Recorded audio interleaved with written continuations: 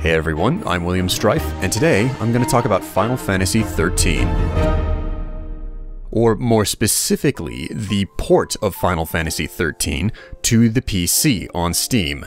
Now, Final Fantasy XIII was originally released for the PlayStation 3 and Xbox 360 back in 2009, and for some reason it's taken several years for Square Enix to make the decision to move the game over to PC. What's more, it's not like they really put a whole lot of work into it. I'll be honest, whenever I decided to purchase Final Fantasy XIII for the PC, I wasn't expecting very much out of it.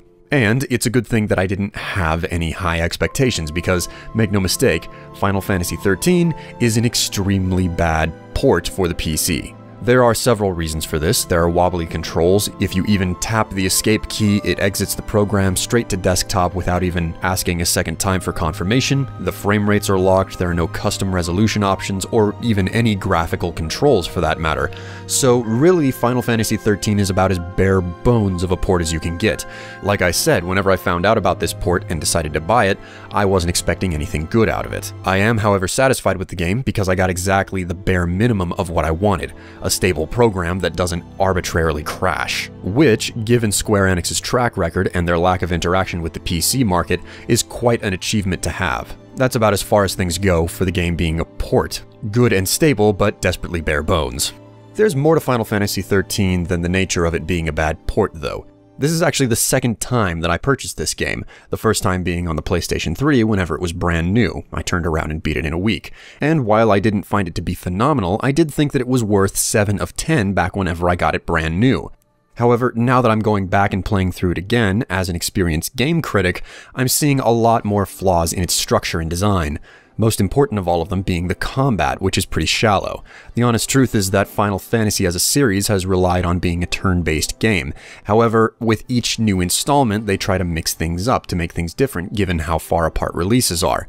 But the honest truth is that what they ended up doing with Final Fantasy XIII was try to make an RPG, a turn-based RPG, very action-oriented. Which by itself wouldn't have been a problem, but there's a lot of different things that happen in combat that you don't have direct control over that can adversely affect the outcome.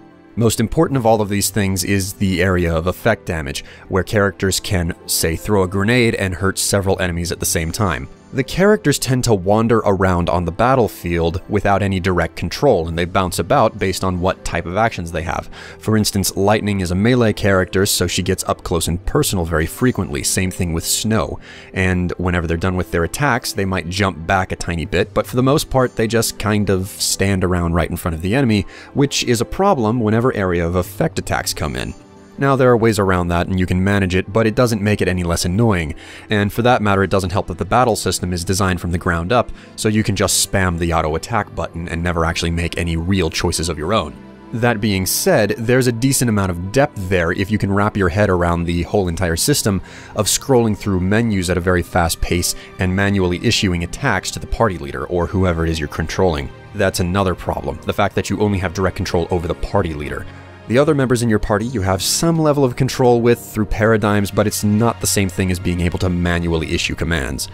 Like I said, plenty of value in it, it's interesting to wrap your head around it, but you kinda have to get behind the whole concept of having a slow, turn-based system having action jammed onto it, which I don't think is really the best of gameplay experiences. Turning around to another factor of Final Fantasy XIII's design is its story, which I know that a lot of people are going to disagree with me, but I don't think that the story in this game is really that bad. In fact, it seems to be better than what I remember the first time that I played through it. Now, like I said, a lot of you probably disagree with me on that, but hear me out. I think that Final Fantasy XIII has a good overall structure, but its execution is flawed. Its story is poorly written, even though it has all the important pieces put in the right places. Good voice acting be damned, with a few exceptions, the game just has pretty bad pacing and doesn't develop its characters properly from the outset. I see a lot of good pieces in Final Fantasy XIII's story, all in the right places, all in the right order. It's not so much a problem of the contents of the story as it is how the story is conveyed. Of course, you could also argue that how you tell the story is just as much a part of the story itself. That being said, I find that the story in Final Fantasy XIII is more a problem of the glue holding it together. To put it another way, it doesn't matter at all if you have the world's best parts to make the most powerful engine ever. If all of your bolts are rusted, you have dirty oil and low-grade fuel to fill it with. Just like an engine, story is pretty complicated.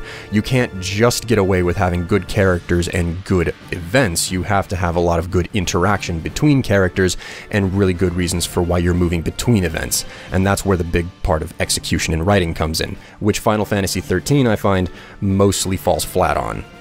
This does, however, bring up another part of Final Fantasy XIII, which is voice acting, something that's done very good for the most part. I could do a full character breakdown, but the simple and straight of it is, the first character that I have to bring up is Vanille. She's still the most strange and unorthodox of all the characters that I think I've seen in a Final Fantasy game, predominantly because of how uncommonly cheery she is. Now, that also ties into the fact that the game has bad pacing for its story and character development. As I see it now, Vanille is actually a more complicated and interesting character than I ever thought she was, and the reason why so many people find her annoying is because of the way she expresses herself.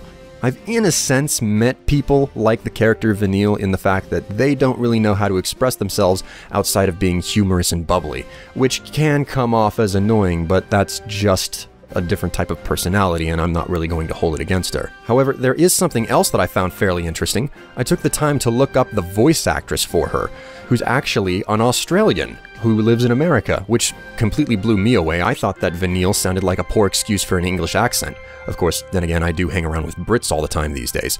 Other than that, the voice acting in the game is pretty top-notch across the board. There are very few weak points, and that's one of the few things that Square Enix is really good at with its games and its localization, getting quality voice talent in to voice characters. And the crowning jewel of all of the talent, I think, would have to be Troy Baker, someone who I was quite surprised I didn't catch the first time around that I played the game. Troy Baker is a fantastic voice actor. You probably know him better as Joel from The Last of Us, Booker DeWitt from BioShock, the Joker from Batman Arkham Knight, and my personal favorite, Kanji Tatsumi from Persona 4. So someone's killing people with the TV? What is he, beating them to death? He does an incredible job and delivers a great performance every single time I see him in any work. Now, granted, there's no way to overcome bad writing with good voice acting, but that being said, he does a good job nonetheless. And for that matter, when going through this game again, I was very surprised to notice another voice talent, that of Laura Bailey. Laura Bailey hasn't really played many front and center roles in many video games, but the most recognizable role that I know her from is Resave from Persona 4, the same game that Troy Baker was in. But another role that she filled that caught me off guard was Serana, the female vampire from the Dawnguard DLC for Skyrim. The first vampire came from Molag Bal. She was not a willing subject. It doesn't really have a lot to do with the game Final Fantasy XIII, it's just really interesting to see how these voice talents get around. But again, back to the point, great voice acting even though it's hampered by bad writing. Coming off the topic of voice acting, there's something else that's very strongly related to it, which Final Fantasy as a series is very much known for, cinematics. Which is why it's amazing that they botched them so bad in this game. I mean, whenever I first played through the game back when it came out on console, I was absolutely blown away by how poor the cinematography was. In fact, it's pretty difficult not to see or catch on no matter how untrained your eye is. The camera keeps moving around, it's jerky, it doesn't seem to want to focus on a single point of interest. In so many cinematics, the camera just flies around and doesn't really focus on anything. It doesn't spend enough time on a single point. And it's amazing that the cinematics could be so bad in a Final Fantasy game, especially since they're so well known for them. You would think that they'd get those cinematics straight and on target because it's the one thing that the series is known for, but for some reason, they just completely botched it. Now, as bad as the cinematography is in the cutscenes and everything for Final Fantasy XIII, one thing that you can't deny about the game overall, no matter how you think about everything else, is the fact that they have a very good and cohesive aesthetic going from start to finish for the game.